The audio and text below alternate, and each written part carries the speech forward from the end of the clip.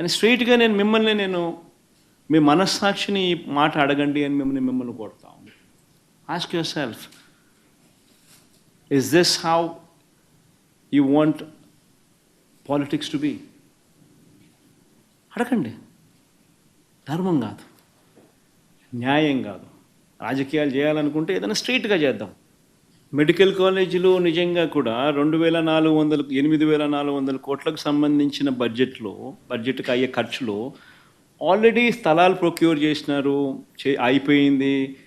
2,400 కోట్ల రూపాయలు పెట్టుబడులు కూడా పెట్టడం జరిగింది. బిల్డింగులన్నీ కూడా చాలా చోట్ల అడ్వాన్స్డ్ స్టేజ్లో ఉన్నాయి.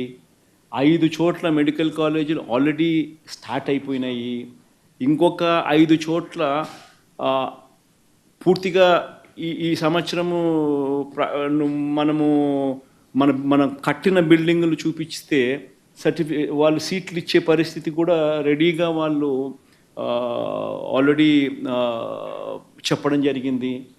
మరి అటువంటి పరిస్థితిలో ఉన్న ఈ మెడికల్ కాలేజెస్ను, గవర్నమెంట్ మెడికల్ కాలేజెస్ను నువ్వు అమ్మేయడానికి సిద్ధపడితే, ప్రైవేటైజ్ చేయడానికి సిద్ధపడితే దాని అర్థం ఏంది? అసలు ప్రైవేట్ మెడికల్ కాలేజెస్ అన్నది నువ్వు స్కాములు చేసి నీ దగ్గర వాళ్ళకు నువ్వు అమ్మాలనుకునే ఒక స్కామ్ చేయడం ధర్మమేనా? అసలు ప్రతి జిల్లాలోనూ ఒక మెడికల్ కాలేజ్ వస్తే దానివల్ల జరిగే మంచి ఏమిటి తెలుసా? ప్రతి జిల్లాలోనూ ఒక సూపర్ స్పెషాలిటీ హాస్పిటల్ వస్తుంది.